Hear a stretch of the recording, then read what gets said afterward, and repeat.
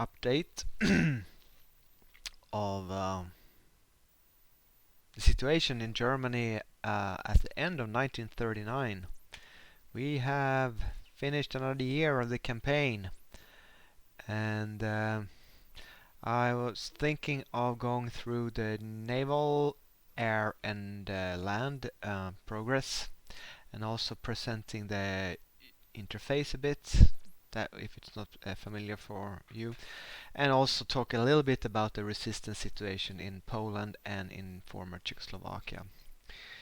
These are tool top bar options that you can select. This is new. I don't know if it's the Black Ice mod or if it's something they introduced in vanilla Hearts of Iron. But here I have for your information. Well, first it's the Army, Air, and Navy experience. That seems to be default. But here is my current Army strength, which is almost 2 million soldiers now. So Germany is getting quite strong. Those men are into 130 divisions, which are subdivided into almost 2,500 battalions, meaning they have different amount of battalions in them, obviously. These are my total losses. Well, that differs from different menus, but this is one of the numbers I get from fighting in Poland. This is my total population. This is my total number of ships. So if I lose submarines, this should decrease, which it hasn't in a while, now when I think about it. So that's a nifty little extra toolbar that gives you some information. Not that I need them that much, but I guess it's neat anyways. So I just thought I'd tell you that. Yeah, this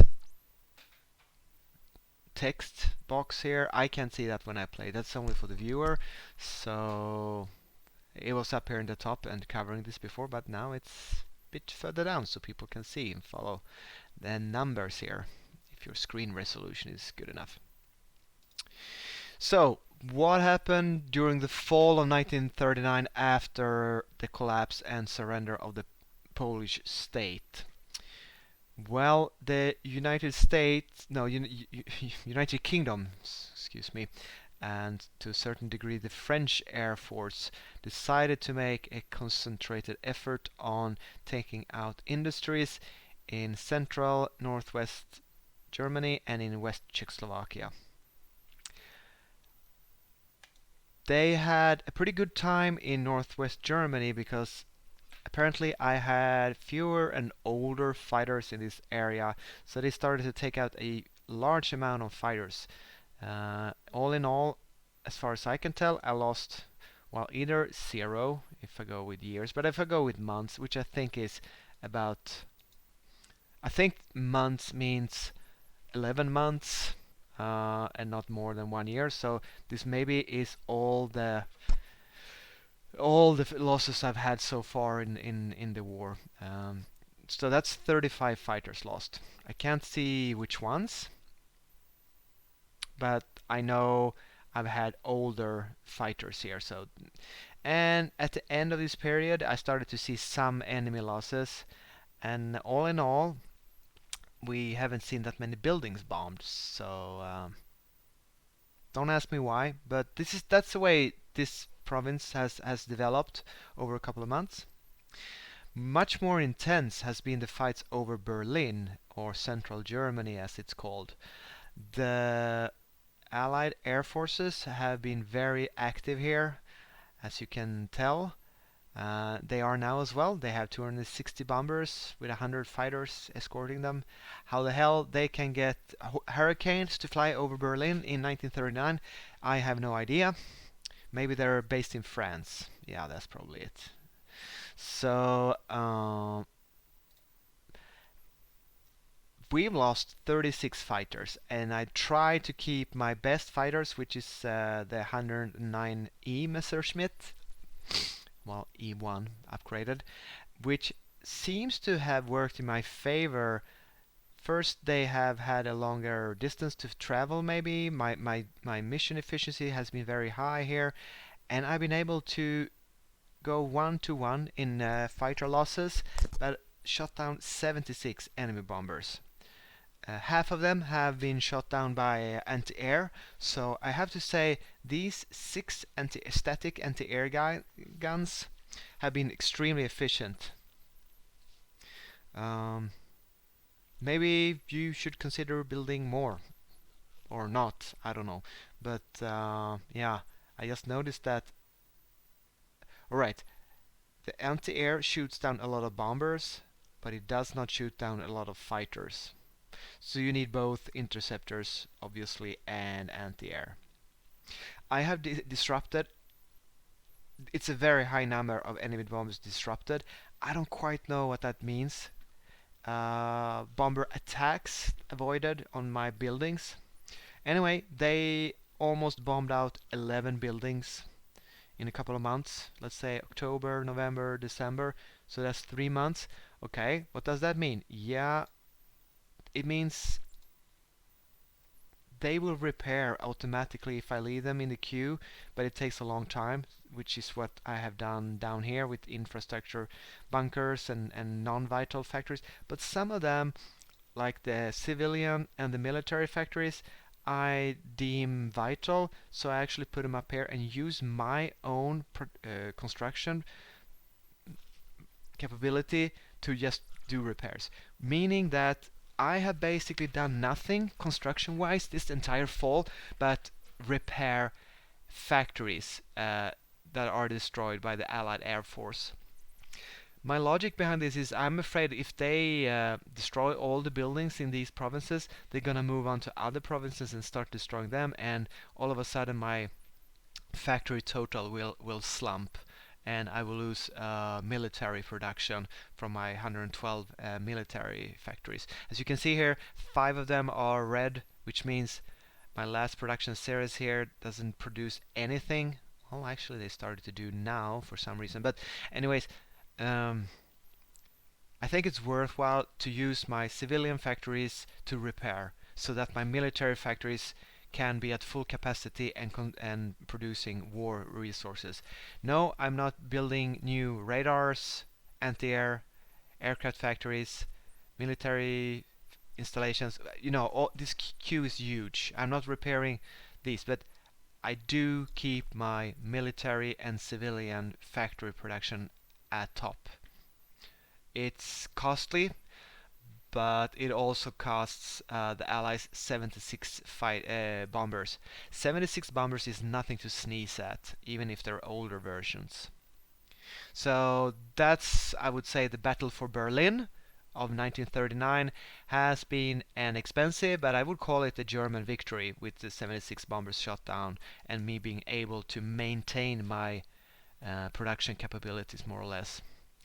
In West Czechoslovakia, we've seen occasional raids with unescorted bombers, and they almost lost none at the beginning. And they bombed out quite a few bombers, even though I haven't had that many fighters here.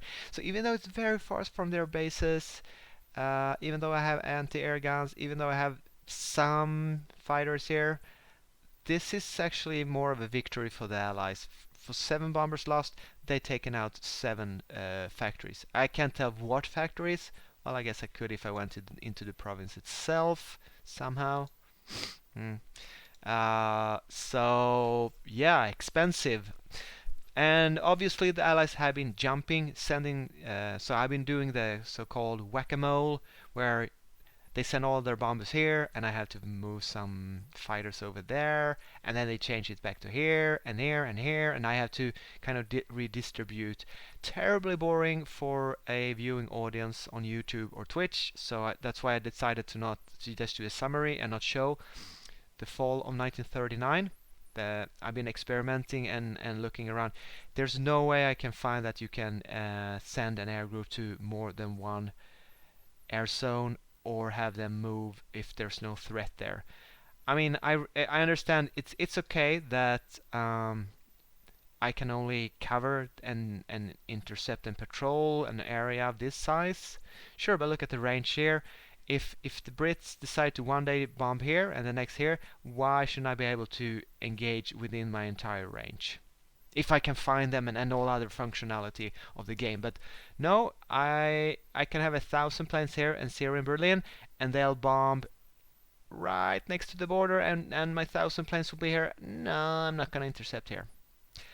Yeah, that's how the system works. I don't like the whack-a-mole have to chase the as long as they keep moving their place. So that basically means I have to split up my fighters on 3 different areas, whereas they could potentially focus their entire air force in one province one day, just move it over manually, and have so they could basically, with the same size of air force, do a 3 versus 1 strength ratio attack. Now they're not doing it now because it's the AI, but in multiplayer I think you'd see players doing that kind of micromanagement if they had nothing else to do with the UK or France.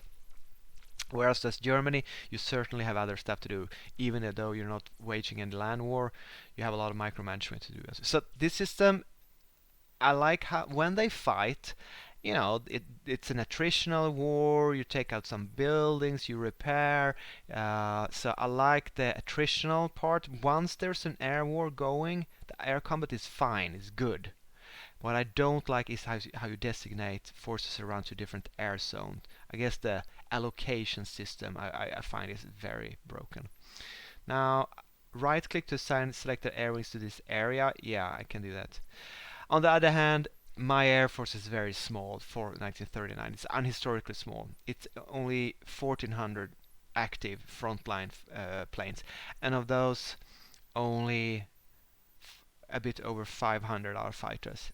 This number is slowly creeping up and increasing in quality with 350 Messerschmitts, but obviously I misjudged and misplayed, and I should have produced more pre-war but more modern fighters, or even old fighters. I did not build enough fighters. I did not expect them to enter the war so heavily with an offensive with old bombers, but on the other hand, I am killing a lot of their bombers. So I guess it's working out okay, but I have to play very slowly and keep referring to this more or less not every day, but constantly. I have to check. Next day they could just start bombing another province that so I'm not that happy with how the air war is going game-wise. I mean design-wise. But I guess for the balance of the campaign, this campaign, we're doing okay. It's not a catastrophe. I'm definitely not wasting my bombers doing strategic bombing. I'm saving them for the ground combat this spring. Air plans. Yes, let's go through some early 1940 planning for my Air Force. I'm researching the next generation of fighters, and I even wasted a focus to make it faster, and I will keep on building on full production the E version, but I will move these over to F, which has they're a bit better interceptors. These are better at shooting down bombers. They seem to have heavier armament. I don't know how that corresponds with reality, historical reality, but maybe that's because of the upgrades I put on it or whatever. But I gain 1.5 fighters every day in this production line, and I don't want to lose that. I value numbers more than quality right at this moment. So I have 2 production lines. This one's gonna upgrade to the next F version once that get available, and I have quite a lot of air experience to put in it. I might put in maybe 2 or even 3 points of upgrades, which cost 40 up to, I think, what is it, let's say 70 points. So that's my plan, and then I'll see I don't know what bomber or what planes I'm gonna research after that. Air doctrine wise, there's not a lot to do in the game. It's just a very basic tree. Okay, that's the air situation. Let's examine the navy, because it's been quite exciting, surprisingly enough. It started off when did I send out my submarines? September, October, after Poland fell. I experimented with the Dönitz Navy, the Atlantic submarines, and I decided to send them out in the ocean over here. Now, they Yeah, I started with the western approaches and the North Atlantic Ridge, but when my submarine started to find their route out to the patrol areas, they ran into carrier and destroyer defenses here at Shetland, and I think 4 submarines sank, and a lot of them were damaged. And so instead of going out to the patrol areas, I had them on what's it called again? Repair priority high, which meant a lot of them just started to going back again and get damaged more and again. So now I'm running them at medium, and it seems to be working better. They stay out on patrol a bit longer, and they don't run the gauntlet in Shetland in the North Sea as much as they did at first. And this is a historical reference I appreciate very much that the game manages to recreate how the most dangerous part of a submarine's journey was actually when you returning to base or going out to the patrol area. Once they were out here, the happy times were more or less guaranteed. You know, they were not in a great danger. So that's great. I'm scared of passing here. Let's examine our total losses. So yeah, but now when I'm out here and have actually even moved into these coastal areas, actually shallow sea coastal areas, yeah, ocean, I have had a bit of happy times, as they used to call it in the U-boat, the submarine arms, when they had a great success. So even though I've had a lot of losses passing out, I also managed to sink quite a few convoys, as we will see here. Okay, let's see.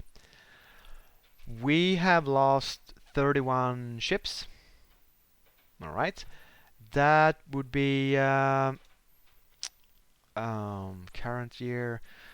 Oh, I wish they had one total, but they don't. I think you have. Oh, they do have, but so the total number of submarines would be 9 over 3 months.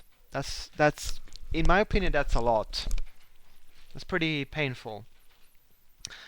But that means that most of my losses, except the 9, are convoys to Siam for rubber. That I don't care about that. But I lost 9 submarines. Let's call it that. No, 10 plus 4 plus 5. Sorry, 19 submarines.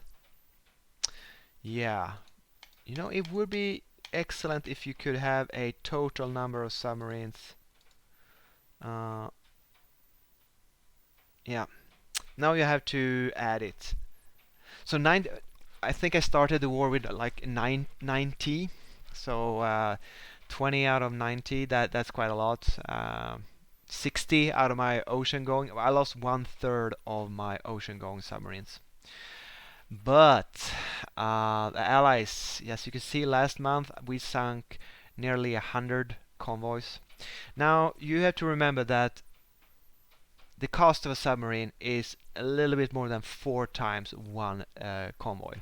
So my 20, let's say 20 submarines would be worth around 80, say 85, maybe, yeah, 85 convoys, depending on the cost of production. For Germany, maybe the UK can build them cheaper.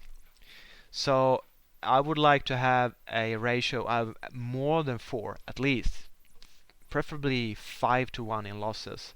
Have I achieved that? I think I have. 20 subs. So with 100 transports, should be happy. With 120, yes, I'm sinking more than I'm losing. Well, obviously that's only to make a profit resource-wise, production resource-wise.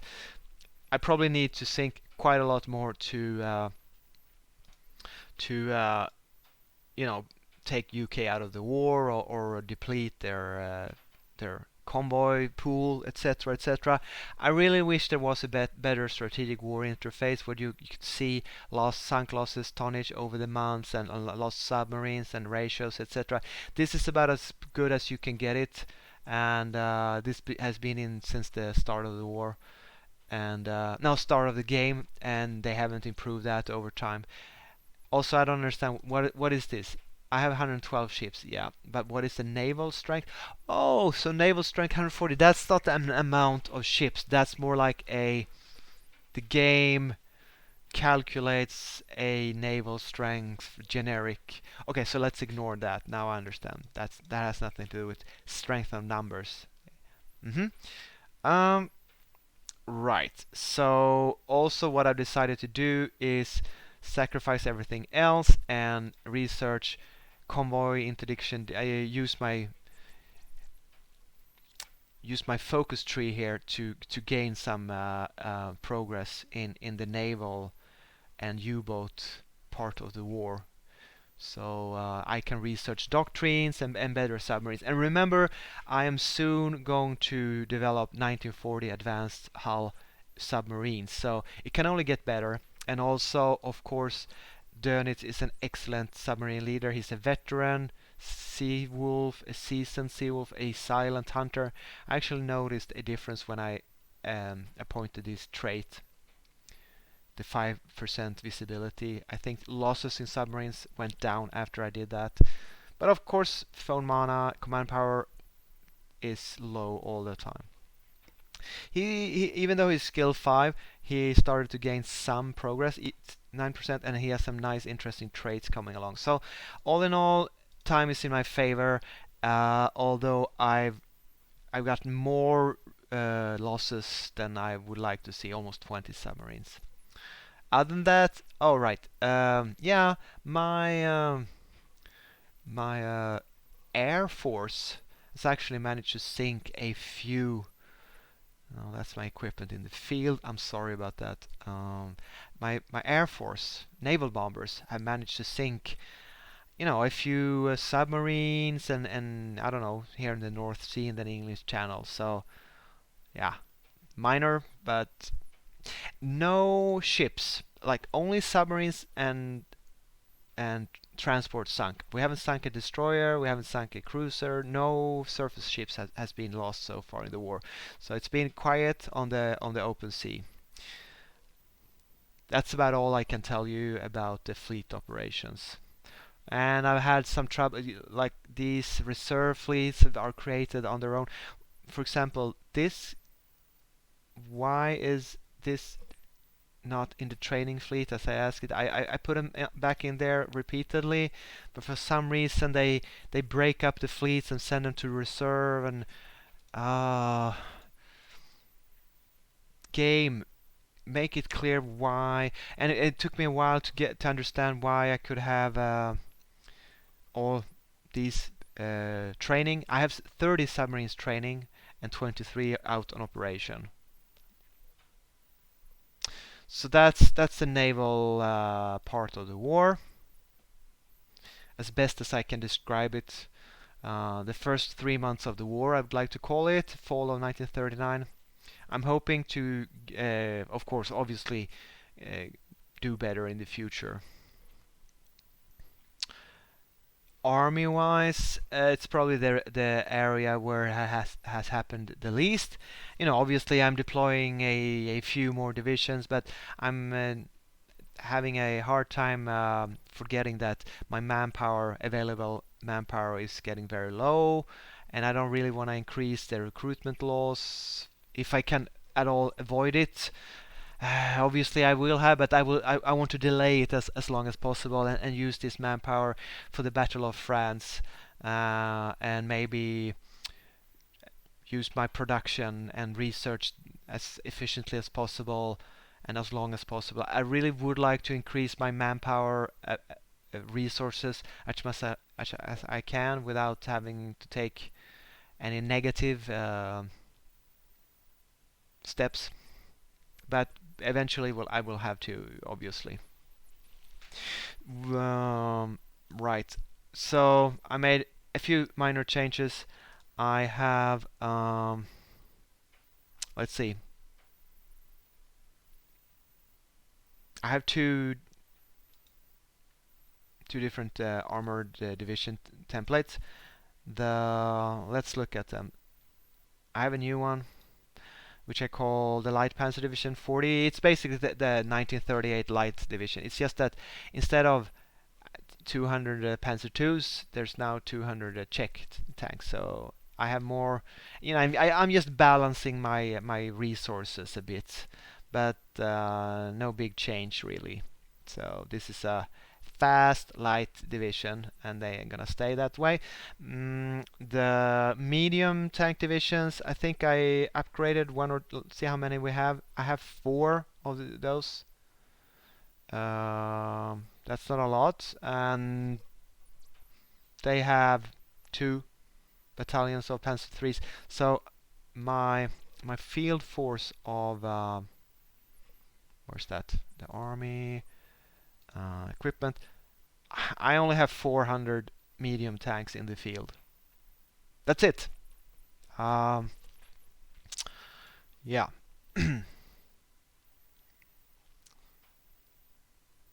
That's it.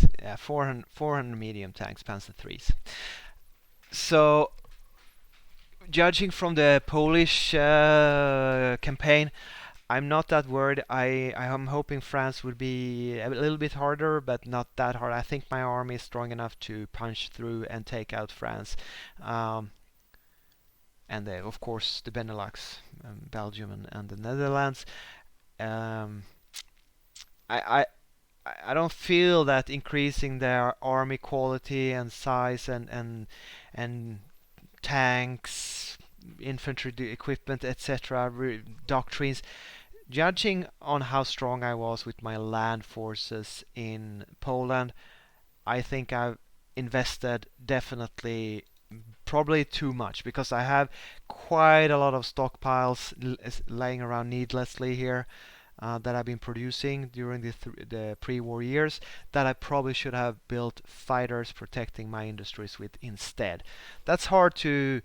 That's a learning process. I don't judge myself too harshly on that. You never know. I mean, all these stuff have been producing with very high production efficiency since they haven't moved the stuff around, and obviously I'm gonna start building more fighters now. And well, what am I doing? I have 10 plus 2 plus 5 fighter factories. What else am I producing in those numbers? I mean, from my perspective, it certainly looks like I'm building a lot of fighters. Apparently, I am not, but yeah, maybe these factories will increase in number and output eventually. So I feel the Wehrmacht, the army is strong. I feel that the armored forces are strong, and um, I think I'll win the French campaign. And I have another couple of months. What is it? 4 or 5 months to prepare. I started to train two more paratrooper divisions as well. I'm sure there's more to mention about the land aspect, but that's all I can think of for now.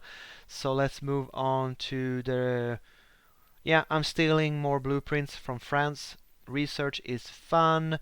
I have developed anti-partisan technologies, and I used a lot of leaders to kind of have control over the uprising situation. What's it called again? Resistance strength, that's what it's called.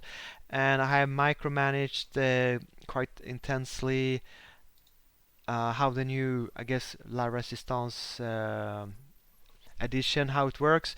And it seems that still Czechoslovakia has more resistance than actually Poland has.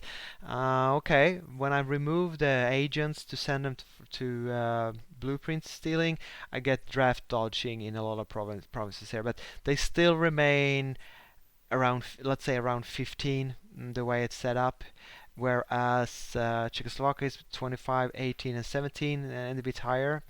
Especially Prague is a resistance center. They don't like me. Then we have another aspect that is called compliance, which slowly grows, and I think it has a limit. And as far as I can tell, there's not much I can do to strengthen my compliance maximum or growth rate.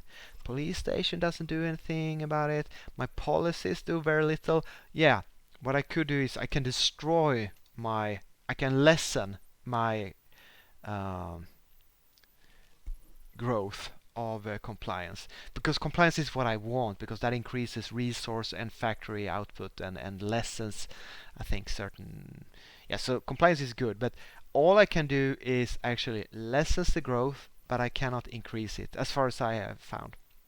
Whereas the police stations I built, they slow down resistance strength growth.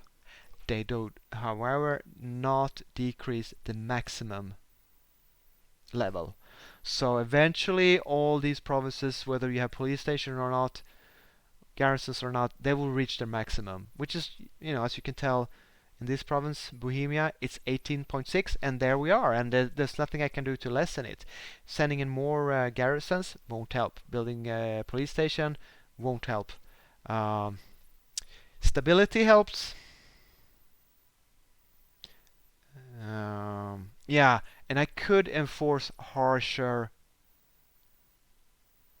Yeah, I could enforce harsher resist occupational laws, but then I get less acceptance, compliance.